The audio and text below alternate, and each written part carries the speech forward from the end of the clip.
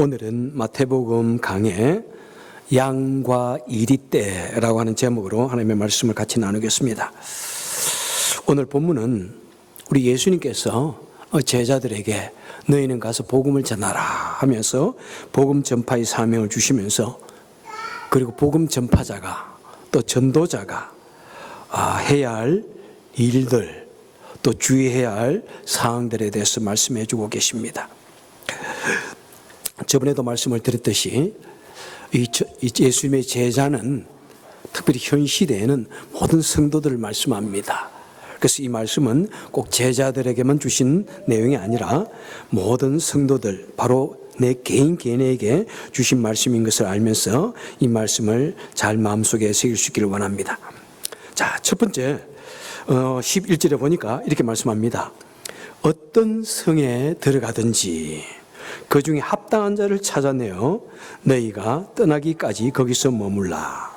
자, 복음을 전하러 가면은, 어떤 성에 가면은 거기서 반드시 복음의 동력자를 찾아내어라. 복음의 동력자를 잘 만들어야 된다. 잘 만나야 된다. 이렇게 말씀하고 있습니다. 자, 지금도 마찬가지지만은 그 당시는 많은 음식들 쌓아다닐 수도 없습니다. 그죠? 그래서 어느 지역에 가면은 그냥 믿음으로 가서 그 도시에 가면은 복음의 사역을 같이 감당할 마땅한 사람이 있는지를 찾아내어라. 발굴해라는 것이죠. 합당한 자. 같이 믿음을 나누고 믿음을 고백하고 같이 주의 일을 할 사람을, 동력자를 찾아내어서 그 다음에 그냥 그 집에 머물러라. 머물러도 됩니까? 그렇게 너무 그렇게 할 것 없이 그냥 담대하게 그 집에 머물러라. 그리고 필요함을 공급받고 같이 복음 사역을 하라고 말씀하고 있습니다. 그러니까 이 전도자, 복음을 전하는 사역자들은 누구든지 가면은 그냥 거기서 먼저 해야 할 일이 뭐냐면은 같이 하나님의 믿고 하나님의 일을 할 사람을 찾고, 그 다음에 또 그 성도의 집은 같이 누군가가 와서 도움을 요청하면은, 전도자가 와서 도움을 요청하면은 무조건 집으로 영접하고 며칠이든지 머물게 하고 식사를 제공하고 필요함을 제공하라. 그리고 풍성한 후원자가 되어 주어라고 말씀하고 있습니다. 여러분, 이 모습을 보니까 어떤 것이 생각납니까? 교회를 세우는 그런 모습이 생각납니다. 자, 만약 교회를 세우기 위한 목적으로 어떤 작은 도시에 갑니다. 그러면은 그곳에 가서 같이 하나님을 믿는 사람들, 주님을 믿는 사람들을 이렇게 같이 모아가지고 처음에 어떻게 합니까? 성경 공부를 하고 또 예배를 보다가 그리고 사람을 조금 모아가지고 교회를 세우는 것. 참 얼마나 귀한지 몰라요. 여러분, 45년이 더 되었나요? 5년 전에 이 지역에, 그때는 1시간 반 거리에 있는 분들이 다 모였다고 그럽니다. 그분들이 같이 모여가지고 같이 예배를 드리다가 그 다음에 이곳에 교회를 세웠어요. 야, 그 당시는 정말 교회가 없었는데 45년 전에, 여러분, 우리 교회가 역사와 전통을 자랑하는, 정말 얼마나 생각하면은 귀한 일인지요.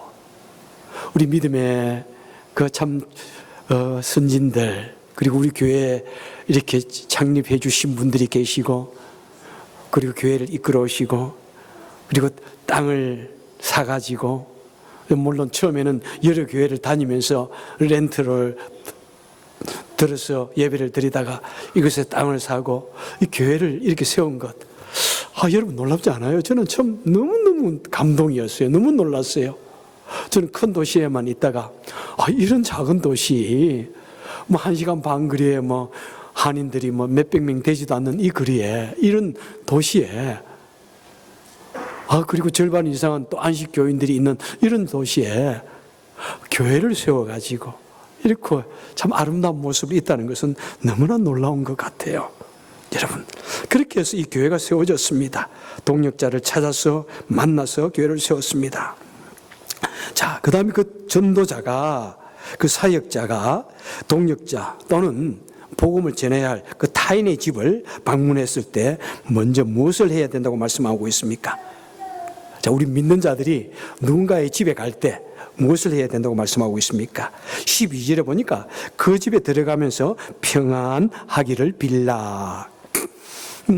히브리식으로 먼저 샬롬 하세요. 평안하십시오. 이렇게 말하고 있습니다. 이것은 너무 깊이 생각하지 않아도 먼저 기본적으로 하면은 평안하기를 빌라 하지만은 가장 기본적인 해석은 뭐냐면은 인사 잘 하세요입니다. 히브리 말로 인사 잘 하세요. 우리 한국말로 하면은 안녕하십니까 라고 인사하십시오. 이렇게 말하고 있습니다. 그러니까 안녕도 사실 평안합니까 하는 그런 의미가 많이 있죠. 안전하고 편안하신지요 하는 말이 안녕하십니까 라는 뜻입니다. 그러니까 누군가를 만날 때, 누군가의 집에 들어갈 때 어떻게 하라는 것입니까? 예절을 잘 지키고 그 집에 존경을 표하라. 이렇게 말하는 것입니다. 여러분, 이런 기본적인 예절을 우리 기독교인들은 누구보다도 잘 지켜야 됩니다. 여러분, 어느 집에 갈 때 그 집에 대해서 여러분 특별히 집중을 하십시오. 여러분 같이 신방을 가고 목장 예배를 보고 할 때 다른 말 하지 말고 그 집을 보고 정말 집이 참 좋습니다. 따뜻하고 아늑하군요. 이런 것 많이 손보시는 것 같군요. 그 집에 관심을 보여야지 다른 사람 이야기하고 그러면 안 돼요. 그 집의 자녀들에 관심하고 그 집이 무슨 일을 하는지 집사님 가정 우리 집사님 어떤 일을 하시는지요. 그 집에 관심을 보여야 돼요, 여러분. 그리고 또 참 위로가 될 수 있는 말, 또 칭찬이 될 수 있는 말, 그죠? 먼저 그 집에 깊은 관심을 표하고, 어떤 데 가면은 자신의 이야기하고 다른 사람 이야기 그런 자랑하고 그런 것보다, 그죠? 그 집에 관해서 집중을 하고 그 집 사람들을 어떻게 하든지 관심하고 축복하는 이야기들을 해야 됩니다. 그리고 13절에 좀 더 디테일하게 말하고 있죠. 자, 그 집이 평안하기를 빌었을 때 너희 빈 평안이 합당하면은 그 집에 합당하면은 너희 빈 평안이 거기 임할 것이요. 만일 합당하지 아니하면은 격평안이 너희에게 돌아올 것이다. 자, 그 집에 가서 우리가 먼저 들어가면 다 기도하지 않습니까? 그때 무엇을 기도하냐면은 하나님, 이 가정에 하나님 축복해 주옵소서. 이 가정을 평안하게 하여 주옵소서. 먼저 평안을 기원하는 그런 기도를 드리라는 것입니다. 그리고 우리가 드린 그 평안이 그 가정에서 받기에 합당한 그런 삶을 살고 말씀대로 살아갈 때 그러면은 그 빈 평안이 그 축복이 뿌리를 내리고 크게 풍성하게 임하게 된다는 것입니다. 그런데 만약 아무리 평안을 빌어주어도 합당하게 살지 못하면은 그 빈 평안이 너희에게로 다시 돌아온다. 이렇게 말씀하고 있습니다. 그래서 여러분, 우리는 어디에 가든지 먼저 그 집에 선을 베풀고 축복하며 기도하십시오. 그리고 그것이 정말 그 집안에 합당하게 되면은 그 축복이 임하게 되어지고 그렇지 않으면은 다시 나에게로 돌아온다고 말씀하고 있습니다. 여러분, 이 의미는 무엇입니까? 예수님께서 제자들에게 너희는 어디 가든지 평안을 위해서 기도하라. 그러면 그 빈 평안이 그 가정에 임할 것이다. 곧 제자들에게, 우리 성도들에게 여러분들은 하늘의 권세를 가진 자입니다.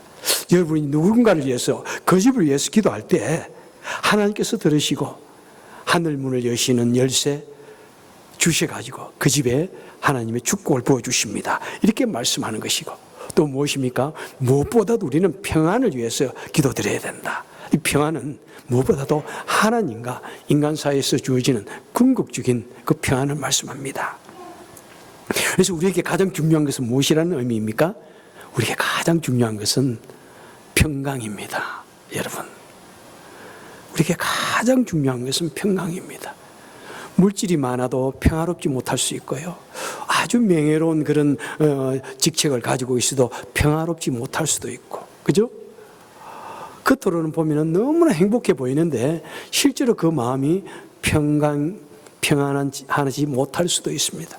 그래서 우리 기독교의 가장 중요한 것은 언제나 평강을 기원하고 평강을 위해서 노력하고 인간과 인간 사이에 있어서 이 평화의 관계가 가장 중요하다. 그것을 우리에게 말씀하고 있습니다. 여러분, 한번 주위 사람들에게 평안하십시오 하고 인사 한번 할까요? 여러분, 앞뒤 좌우에 한번 인사하세요. 평안하십시오. 평안하십시오. 여러분, 평안을 베풀 때 그 사람이 평강이 합당하면 어떻게 된다? 이거 그 마음에 평강이 뿌리를 내리고, 평강이 뿌리를 내립니다. 그래서 우리는 얼마든지 말로서, 그죠? 기도로서 상대방을 위해서, 평강을 위해서 축복을 할 수가 있습니다. 그리고 우리가 찬양할 때도 축복합니다. 얼마나 좋아요. 여러분, 정말 넘치는 축복. 그렇게 할 때 그 축복이 뿌리에 씨가 되어져가지고 그 마음에 뿌리를 내리고 축복이 넘치는 것입니다. 자, 그런데 우리 믿는 자들이 이렇게 복음을 전하는데, 자, 복음을 들은 사람들이 어떻게 반응을 합니까? 15절 보니까 내가 진실로 너에게 이르노니 심판날에 소돔과 고모라 땅이 그 성보다 견디기 쉬우리라. 이 말은 무엇입니까? 아무리 복음을 전해도 이 복음을 잘 받아들이지 않는다는 이야기입니다. 사람들의 마음은 소돔과 고모라보다도 더 타락해가지고 그 복음을 듣지 않는다는 것입니다. 여러분들이요? 우리가 현재 살아가고 있는 이 세상이 어떻게 소돔과 고모라 때보다도 더 착한 세대인 것 같습니까? 더 타락한 세대인 것 같습니까? 참, 소돔과 고모라는 가장 타락한 세대를 상징적으로 하는 말인데, 이 시대는 소돔과 고모라 때보다도 참 더 타락했다, 그런 말들을 많이 합니다. 그래서 복음을 듣지 않아요. 또 17절에서 이렇게 말씀합니다. 사람들을 상가라. 그들이 너희를 공회에 넘겨주겠고 그들이 회당에서 채찍질하리라. 너희를 총독과 임금들 앞에 끌고 갈 것이다. 그래서 재판을 받게 할 것이다. 박해를 할 것이다, 이 말입니다. 우리가 하나님의 말씀을 전할 때 그 전도자들을 오히려 공격하고 오히려 박해를 한다고 합니다. 실제로 여러분, 예수님의 제자들은 복음을 위해서 얼마나 많은 박해를 받았는지요. 우리 초대교회 사도들은 얼마나 엄청난 박해들을 받았는지요. 베드로도 복음을 전하다가 십자가에 거꾸로 달려서 죽었습니다. 야고보는 칼로 목베임을 당했고요. 도마도 인도에서 복음을 전하다가 그대로 칼에 또는 돌에 맞아 죽었습니다. 사도 바울은 로마 복음을 전하다가 로마 감옥에 갇혀서 순교하였고요. 사도 요한은 밤모섬에서 귀양살이 살다가 그곳에서 순교했습니다. 그리고 우리가 잘 보시듯이 초대교회 모습들을 보면은 얼마나 많은 사람들이, 그죠? 그 로마의 압제하에서 콜로세움에 불려져 가지고 사자의 밥이 되어지고 맹수의 밥이 되어지고 십자가에 달려서 죽어야 했던 그 많은 사람들. 만약 그들이 한마디만 나는 예수를 믿지 않아요, 나는 예수를 몰라요, 그 한마디만 하면은 풀려날 것인데, 그 참혹한 죽음을 당하지 않을 것인데, 그들은 생명을 내어놓기까지 자신의 믿음을 고백하였습니다. 자, 그래서 우리 주님께서는 그런 전도자들을 향해서, 그 초대교회 성도들을 향해서 안타까운 마음으로 권면을 하십니다. 주의를 주십니다. 16절 상반절에 무엇이라고 그럽니까? 주님께서 말씀하십니다. 보라, 내가 너희를 보냄이 양을 이리 가운데 보낸 것 같도다. 이 이리, 이리는 늑대의 한 종류입니다. 영어에는 이리라는 단어가 따로 없고요. 전부 다 울프입니다. 자, 여러분, 성도가 이 세상에서 증인의 삶을 사는 것은 마치 양 한 마리가 또는 양 몇 마리가 거대한 늑대 떼 속에 들어가는 것과 같다는 것입니다. 여러분, 사실 늑대 한 마리만 있어도 100마리의 양들을 물어 죽일 수 있습니다. 그죠? 100마리의 양들을 물어 죽일 수 있는, 늑대는 그렇게 강포하고 양은 그렇게 바보, 그냥 누가 와서 물면 가만히 목을 내어놓고 한번 들이받을 줄 모르는 그런 것이 양떼입니다. 그런데 양 한 마리가 또 양 몇 마리가 100마리 있는 그런 늑대 굴에 들어간다는 것입니다. 그럼 어떤 일이 일어날까요? 야, 이 늑대 떼들 이런 완전히 뭐 그날 파티 불리는 날이죠. 그죠? 여러분, 믿는 자가 복음을 거부하고 복음을 공격하는 자들에게 들어가는 것은, 가서 복음을 전하는 것은 마치 어리숙한 양이 무슨 이리떼 속에 혼자 털레털레 들어가는 것과 같다는 것입니다. 여러분, 그런 느낌을 혹시 가져본 적 있는지요? 여러분, 인터넷에 한번 보십시오. 어떻게 한 기독교인 이런 일이 있어가지고 기독교를 말하고 전파하고 하는 그곳에 보면은 항상 안티 크리스천, 기독교를 반대하는 사람들이 그곳에 들어와가지고 수많은 글들을 남깁니다. 얼마나 기독교를 공격하는 그런 글들을 남기는지 몰라요. 막 수백 마리의 이리떼가 달려들어가지고 우리 기독교를 공격하는 것 같습니다. 아니, 나를 공격하는 것 같아요. 진짜로. 여러분, 그런 거 느껴본 적이 있는지요? 뭐 거기 들어가가지고 우리가 어떻게 한마디 할 수도 없어요. 요즘에는 얼마나 그런 일이 많은지요. 물론 때로는 우리 기독교가 참 부끄러운 그런 모습이 있으니까 또 하나님께서 그런 사람들을 통해서 우리에게 깨닫게 해주신다고 우리가 생각해 볼 수도 있겠지만은, 한 가지 문제가 있으면 막 달려 들어가지고 이리떼가 양 한 마리를 뜯어먹듯이 뜯어먹는 그런 모습들. 여러분, 초대교회 때 성도들은 그런 어려움을 당했습니다. 우리 한국교회 초창기에도 수많은 사람들이 그런 박해를 받았습니다. 현대에도 제3세계에서는 기독교인을 박해하는 그런 것이 유튜브에 올라와 있습니다. 수많은 사람들이 몰려가지고 사람을 죽이는, 박해하고 죽이는 그런 일들 지금도 있습니다. 여러분, 수많은 늑대떼들이 한 마리의 양을 물어 죽이는 것, 공격하는 것 같은 그런 무자비한 사건들,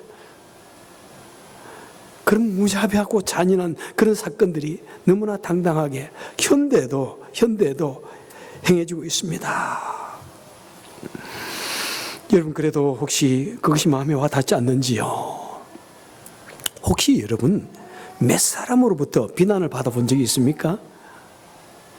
뭐 한 사람으로부터 비난을 받으면 그래도 뭐 좀 이렇게 견딜 수 있는 것 같은데, 여러분 한 두 사람으로부터 같은 내용으로 비난을 받아보십시오. 한 세 사람으로부터 말로서 공격을 받아보십시오. 아마 이 장면이 너무나 마음에 와 닿을 겁니다. 두 사람, 세 사람으로부터 말로서 공격을 당해도 이리떼가 나에게 달려드는 것 같아요. 여러분, 그런 것 당해본 적이 있는지요? 아마 뭐 목자 정도 되면은 그런 일을 당해볼 수 있는, 목자 목녀도 되면은 당해볼 수 있는 그런 것이 한 번쯤 있을 수도 있고요. 또 교회의 어떤 지도자적인 그런 장소에 있으면은 그런 느낌을 당할 때가 종종 있습니다. 여러분, 우리 성도의 삶은 그렇습니다. 여러분, 성도의 삶이 이 땅에서 복음을 전한다는 것 결코 쉬운 일 아니에요. 특별히 복음을 무시하고 공격하는 그런 사람들에게 복음을 전해 보십시오. 당연하게 참 그런 지탄을 받고 비난을 받습니다. 지금은 하도 법이 강하게, 우리가 사는 이 시대, 이 장소는 법이 강하게 우리를 막아주지만은 괜찮지만은, 그렇지 않은 시대, 그렇지 않은 장소에서는 정말 이리떼가 사람들을 공격하듯이, 양들을 공격하듯이 엄청난 시련을 당하고 있습니다. 사랑하는 성도 여러분들이요, 우리가 예수님 때문에 때로는 어려움을 당할지라도 여러분, 그것이 우리가 걸어야 할 길입니다. 십자가의 길, 고난의 길, 우리가 걸어야 할 길이에요. 결코 우리가 예수님을 믿는다고 하는 것은 하나님의 놀라운 축복을 타고 마치 비행기를 타고 그냥 달려가듯이 그렇게 안전하게 사는 것이 아닙니다. 시련의 길이요, 고난의 길입니다. 당연하게 여기고 당할지라도 담대하게 여기고 그런 때가 바로 우리가 하늘의 상급을 받을 줄 알고 바로 그런 때가 우리 주님의 도우심을 받을 때인 줄 알고 그런 일이 당하면은 담대하게 이겨야 하는 것입니다. 그래서 이제 우리 주님께서 그렇게 무서운 이리때 속에 사는 성도들에게 어떻게 살라고 합니까? 자, 여러분들이 공격을 받을 때 어떻게 살라고 합니까? 이 세상 사람들은 여러분들이 공격을 받으면 담대하게 같이 맞받아 치십시오 이렇게 하겠지만은 우리 주님께서는 이렇게 말씀합니다. 16절 하반절에 보니까 그러므로 너희는 뱀같이 지혜롭고 비둘기같이 순결하라 이렇게 말씀합니다. 여러분, 뱀, 왜 하필이면 뱀같이 지혜로우라고 할까요? 통상적으로 성경에서 뱀은 악의 상징입니다. 사단의 상징입니다. 물론 그렇지만은 뱀은 보편적으로 악을 상징하지만은 다 나쁘게만 보려고 해서는 안 됩니다. 이 문장 속에서 뱀의 특성과 연관해서 한번 또 해석을 해야 하는 것입니다. 자, 왜 뱀을 보고 뱀처럼 지혜로우라고 할까요? 자, 뱀은 어떻게 다닙니까? 유연하게 다닙니다. 미끄러워요. 그리고 탁 어떤 사건이 생기면은 빨리 풀 사이로, 가시덤불 사이로 싹 들어가 숨습니다. 자, 가시덤불 사이에 들어가면은 보통 동물이나 사람은 찔려서 들어갈 수가 없습니다. 야, 그런데 이 뱀은 그 가시덤불 사이를 싹 유연하게 부드럽게 싹 빠져나갑니다. 상처 하나 입지 않냐고 빠져나갑니다. 그래서 만약 이 표현을 좀 더 한국적으로 표현한다면은 여러분들은 미꾸라지처럼 지혜롭게 어떤 시련이 있으면은 잘 부드럽게 빠져나가기 바랍니다. 이렇게도 해도 되는 것입니다. 자, 여러분, 우리 성도들이 공격을 당하고 어려움을 당할 때 우리는 어떻게 하면은 이겨낼 수 있느냐 하면은 어떻게 이겨내야 되느냐면은 부드러움을 가지고 이겨내야 된다는 것입니다. 부드러움은 참는 것을 말하죠. 인내함으로 또는 관용함으로 또는 이해심으로 우리는 사건이 생기면은 남을 이해하려기보다는 내 자신의 입장만 생각하는데 내가 이해한다고 하는 것은 내 자신을 먼저 그죠? 양보하는 그런 것입니다. 부드럽게 어떤 사건이 생겼을 때 막 상대방이 화를 냅니다. 그런데 바보같이 같이 막 달라들면 같이 깨어져요. 그렇게 되면은 다시 회복할 수 없는 상처가 생길 수 있습니다. 자, 그럴 때는 부드럽게 지혜롭게 싹 빠져나가라 이렇게 말씀하고 있는 것입니다. 여러분, 우리에게 어려움이 닥쳐오고 어떤 공격이 있고 그럴 때 정말 이 뱀처럼 이 미꾸라지처럼 미끄럽게 부드럽게 잘 이겨낼 수 있기를 바랍니다. 여러분, 이 세상은 참 가만히 보면은 얼마나 많은 가시들이 있는지요. 얼마나 이리때가 많은지요. 그죠?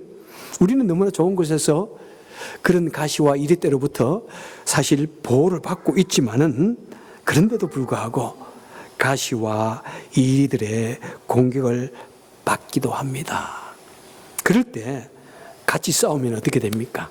같이 화를 내서 싸우고 나는 절대로 질 수 없어. 그리고 같이 각을 세워서 등등하게 딱 싸우면 어떻게 됩니까? 같이 부서지고 같이 악인이 되어 갑니다. 한국 영화 중에 악마를 보았다라는 영화가 있는가 봐요. 그 리뷰에서 내가 본 적이 있는데 거기에 보니까 그 주인공이 어느 날 주인공의 약혼자가 악마 같은 사람에게 납치를 당해가지고 성폭행을 당하고 죽게 됩니다. 그런데 이 남자가 이제 그 사실을 알고는 누가 자기 약혼자를 그렇게 했는지를 찾아냅니다. 너무나 고통스럽게 죽어간 그런 흔적을 찾아내면서 이 주인공이 그래, 내가 너에게 내 약혼자가 당한 그것을 그대로 갚아주겠다. 그러면서 그 사람을 찾아내어서 철저하게 응징합니다. 철저하게 응징합니다. 그런데 그 상대방이 뭐 보통 악한 사람이 아니거든요. 그 악한 사람을 대적해서 싸우다 보니까 이 사람도 나중에 어떻게 되어간다고요? 악마가 되어가는 거예요. 악마를 처단하기 위해서 공의의 이름으로 달려갔지만은 본인도 악마가 되어지는 것입니다. 여러분, 우리 성도들이 때로는 이 세상에서 복음을 파괴하는 사람들 만나기도 하고 이리와 같은 그런 상태와 사람들과 대치하게 될 때 거기에 같이 맞서서 싸우게 되면은 소란을 일으키게 되면 하나님의 영광을 가리게 됩니다. 그리고 그것과 싸우게 되면은 복음 전파에 쏟아부어야 할 그 에너지를 싸움에 다 소진하게 됩니다.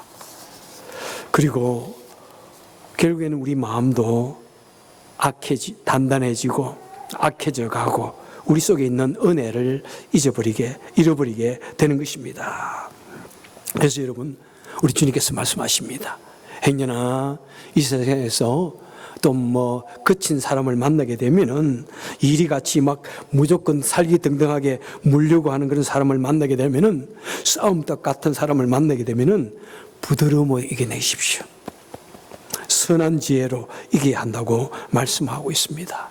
좀 더 관용하고 좀 더 넓은 아랑으로 부드러움으로 이겨야 한다고 말씀하고 있습니다. 그런데 여러분, 이 지혜, 참 미꾸라지의 이 지혜, 그 다음 이 강교함의 이 차이는 종이 한 장 차이예요. 어떤 것이 간악한 지혜인지 어떤 것이 선한 지혜인지 찾아내기가 쉽지 않습니다. 그래서 주님께서는 말씀합니다. 너희는 뱀같이 지혜롭고 비둘기같이 순결하라. 여러분, 내가 여러 가지 지혜를 내고 참 그런 선한 지혜를 내지만은 무엇이 항상 있어야 되냐면은 비둘기의 순결함이 있어야 된다는 것입니다. 그렇지 않으면은 자칫 잘못 이 지혜를 낸다는 것이 강교함이 악함이 될 수도 있다는 것입니다. 그래서 참된 지혜는 부드러움과 유연함과 그 다음에 비둘기같이 순결함이 있어야 됩니다. 자, 여러분, 우리 주님을 마음에 모신 자는 그 양과 같은 그 주님을 닮아서 우리도 선한 양과 같은 그런 성품을 가질 수 있기를 우리는 노력해야 되고 닮아가야 합니다. 그래서 우리는 어떤 일을 다 부딪히게 되면은 양과 같은 선함으로 이 일을 이겨내야 돼요. 인간의 눈으로 생각해 보면은 어떻게 양이 이리를 이길 수 있습니까? 한 마리의 이리가 100마리의 양도 죽일 수 있는데 사람의 방법으로서는 절대로 이리를 이겨낼 수가 없습니다. 하지만은 주님을 마음에 모시고 성령을 마음에 모신 자는 하나님 주시는 지혜로 말미암아, 하나님 주시는 은혜로 말미암아 비둘기같이 온유함과 양과 같이 선함과 순결함으로 온 시련을 이겨내라고 말씀하고 있습니다.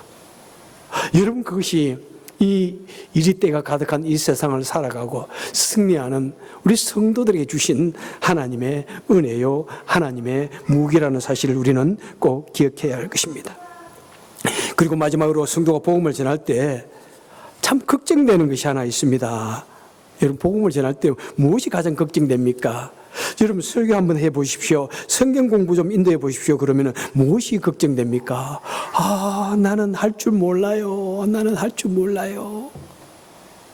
나는 말 주변이 없습니다. 어느 장소에 가서 때로는 목사가 다 기도를 할 때도 있지만은 또 다른 분들에게 기도를 부탁할 때도 있습니다. 그래서 오늘 권사님 기도해 주세요. 그러면 뭔가 하얀 것이 왔다 갔다 합니다. 난 할 줄 몰라요. 예. 여러분, 그런 분들에게 지금 말씀하고 있습니다.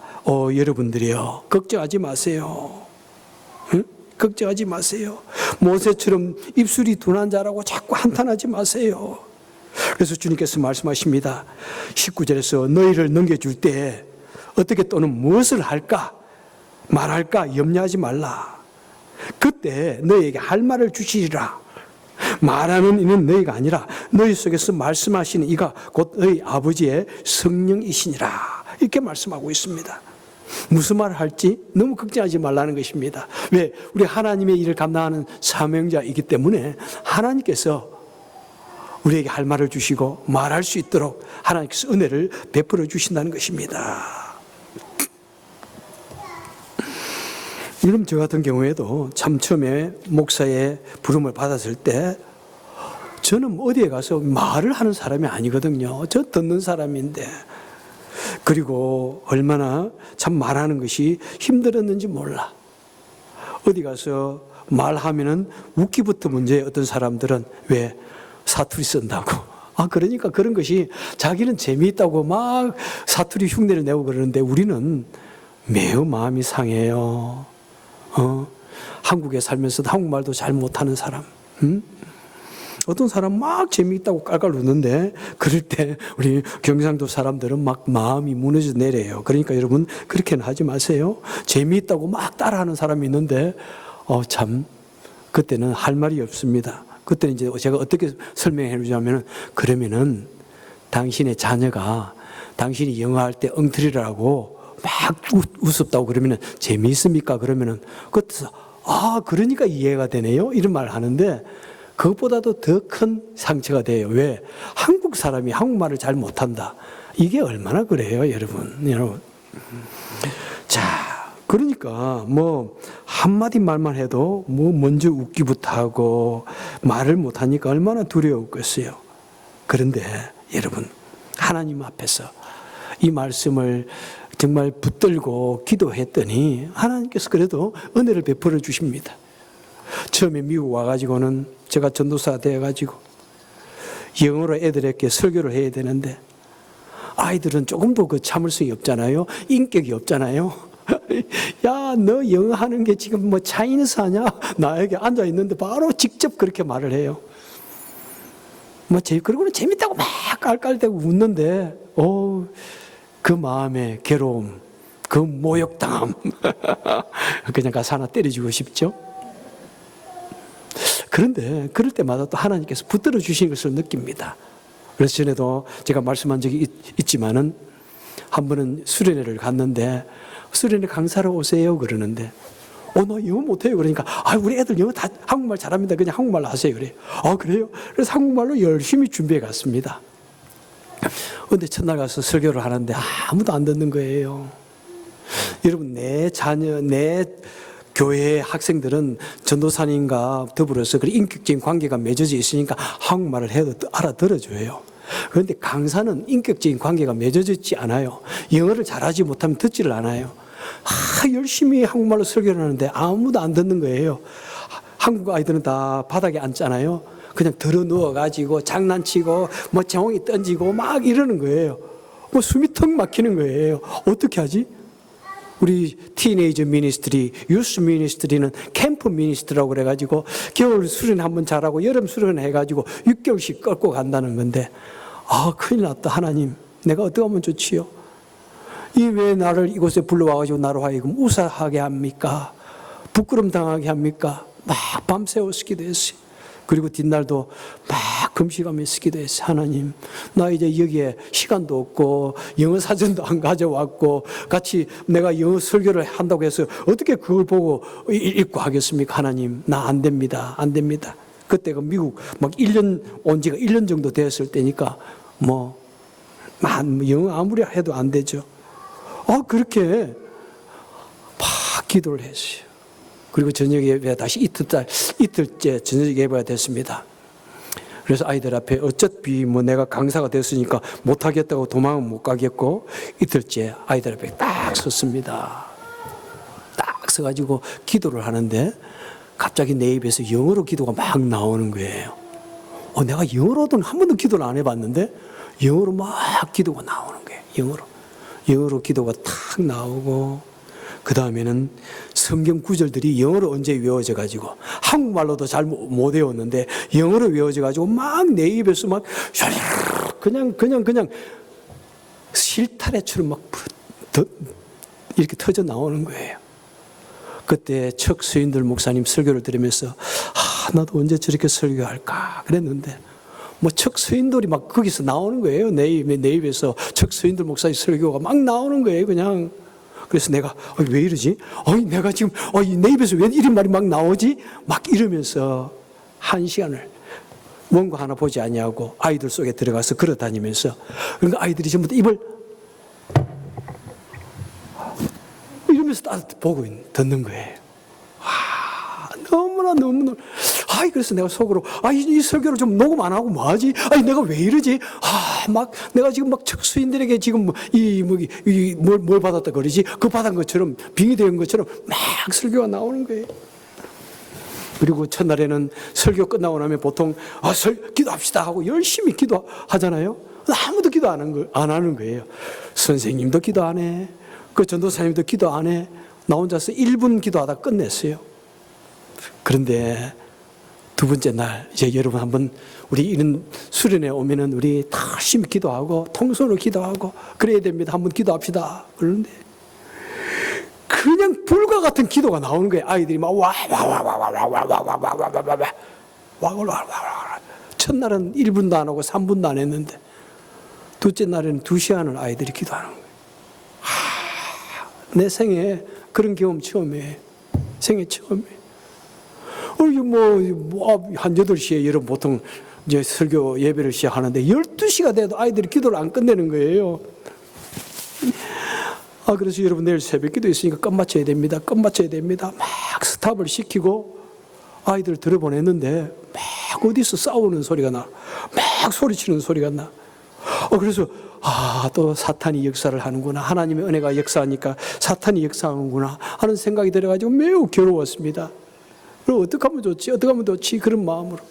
그리고 뒷날 아침이 되어서 전도사님께 여쭤봤어요. 전도사님, 어제 아이들이 막 싸우는 것 같던데 무슨 일이 있었습니까? 아이들 소리치고 그러던데. 그랬더니 전도사님 그게 아니고요. 아이들이 자기 방에 들어가지고 통곡하며 기도하며 회를 자복해가지고 아이들이 밤을 새워서 기도했습니다. 싸우는 소리가 아니었고 소리치면서 기도하는 소리였습니다. 여러분 그걸 3일 동안 했다고 생각해 보세요. 어떤 일이 있었는지. 마지막 날 다 간증을 하는데 보통 전에는 간증을 하고 이렇게 하면은 30분도 안 했다고 그래요. 그런데 그날은 간증을 새벽까지 꼬박 세웠습니다. 아이들이 하나님을 믿음을 간증하고 자기가 받았던 그 놀라운 감정들. 저는 그곳에서 여러분 방언 받아야 됩니다 그런 말도 안 했는데 한 30명이 동시에 거기서 온 학생들이 만 60-70명 됐는데 한 30명의 학생들이 그냥 물론 고백을 한 사람이 그렇다는 것입니다. 더 많이 받았을지도 몰라. 한 30명이 동시에 그냥 방언을 받은 거예요.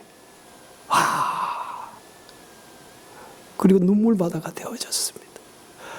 여러분 하나님께서 붙들어 주시니까 참 그 힘들었던 그 영어, 그때부터 제 영어가 그냥 순식간에 그냥 업그레이드 되진 거예요. 그리고 그 다음 주일날 교회에 와서 제가 설교를 하는데 아이들도 말 안 듣는 아이들 있잖아요. 내가 영어 한마디 하면은 자기가 한마디로 코렉션 하면서 막 내가 어느 엉터리를 하면은 고쳐준다고 앉아서 한마디씩 하는 아이들이 한 2명 있었는데 이 아이가 이래 있더라. 입을 이리 벌리고 있더니 끝나서 오더니 나를 꼭 안아주면서 I know what happened over there. I know something happened, alright? 그러면서 아이가 막 안아주는 거예요. 참 우리가 어떤 말을 해야 될지 너무 걱정하지 마세요. 제 아내도 처음에 결혼을 했을 때 어떻게는 말이 없는지 어떻게는 부끄럼도 많고 말도 안 하는지 그때는 또 한국말이 힘드니까 더 말도 안 하는 것 같아요. 한 번은 또 우리 아이들 데리고 수련회를 가가지고 아내에게 강사를 시켰어요. 여자들은 어떻게 살아야 되는가. 근데 내가 앉아서 듣는데 너무너무 설교를 잘하는 거예요. 내가 듣고 있는데 감동이 되어져요.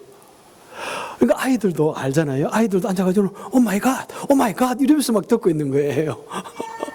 보통 자기가 듣던 아내의 그게 아니었거든요. 오 마이 갓 어쩜 저렇게 잘하지? 아이들이 이러면서 듣고 있는 거예요.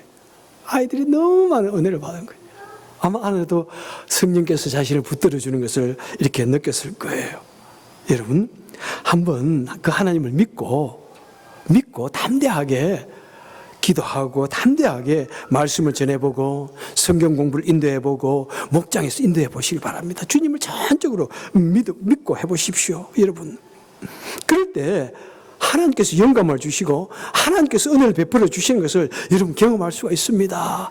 하나님의 도우심이 그때 어느 때보다도 급박하게 빨리 강력하게 나타나는 것이 우리가 복음을 전할 때인 사실을 여러분 기억하시고 한번 하나님께서 오른손으로 붙들어 주심을 경험해 볼 수 있기를 바랍니다. 말씀을 맺도록 하겠습니다. 초대교회 성도들은 복음을 전하다가 마치 늑대에게 공격받는 것처럼 처참하게 박해를 받고 살육을 당했습니다. 하지만 우리가 사는 이 세상은 초대교회 때처럼 그런 공격을, 그런 핍박을 받는 세대는 아닙니다. 하지만 성도가 이 세상에서 믿음을 지키고 복음의 증인의 삶을 성공적으로 사는 것은 결코 쉬운 일이 아닙니다. 하나님 말씀대로 그대로 사는 것은 결코 쉬운 일이 아닙니다. 그리고 심지어 믿음의 공동체 내에서도 우리가 모든 사람들과 더불어서 평안한 관계, 평화로운 관계를 만들고 살아가는 것이 쉽지가 않아요. 여러분, 우리 인간 사회는 죄악된 사회입니다. 아무리 내가 예수님을 믿어도 우리 속에 있는 이 죄악의 씨, 불씨 있는 거예요. 언제나 이 불이 확 붙을 것 같은 죄악의 씨가 있습니다. 우리 마음에는 언제나 미움의 불씨가 있습니다. 우리 마음에는 언제든지 불화의 불씨가 있습니다. 내가 아무리 노력할지라도 우리 사람 사이에서는 갈등이 생길 수 있습니다. 실수가 있어요. 말에 실수가 있어요. 오해가 있어요. 나는 이런 의도로 말했고 나는 이런 의도로 했는데 그것이 오해로 전달되어질 수 있습니다. 아무리 우리가 믿음의 공동체라고 할지라도 여러분, 여러 사람이 모여있는 그곳에는 삐걱삐걱 갈등이 있을 수 있습니다. 여러분, 그런 때 어떻게 하라고요? 뱀의 지혜로 부드럽게, 미꾸라지의 지혜로 부드럽게 인내와 부드러움과 관용과 이해심으로 그것을 이겨내야 된다고 말씀하고 있습니다. 여러분, 우리 믿음의 선지들은 이리 때 공격받는 것처럼 그렇게 고통을 당했고 박해를 받았고 생명을 잃기까지 했는데, 여러분, 우리는 조그마한 갈등이 있으면 이기지 못하는 그런 세대, 그것 때문에 그냥 얼마나 힘들어하는지요. 여러분, 우리 선진들은 온갖 고통을 당해도 이겨냈는데 우리는 작은 갈등조차도 견뎌내지 못하고, 내가 조금만 무시당한 것 같으면 그냥 그거 견뎌내지 못합니다. 여러분, 주님 말씀하십니다. 그런 것을 미꾸라지처럼 잘 이겨내어라. 부드러움으로 잘 이겨내어라.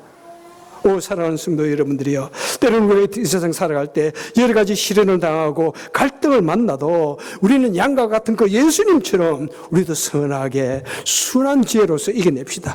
비둘기같이 온유함과 순결함으로 우리에게 닥쳐오는 온갖 정료의 어려움을 이겨냅시다. 그래서 우리에게 맡겨주신 사명, 영혼 구원의 사명, 복음 전도의 대사명을 풍성하게 감당해서 우리 주님을 기쁘시게 하고 언제나 우리 주님의 도우심을 받는 저와 여러분 되시기를 주님의 이름으로 축원합니다.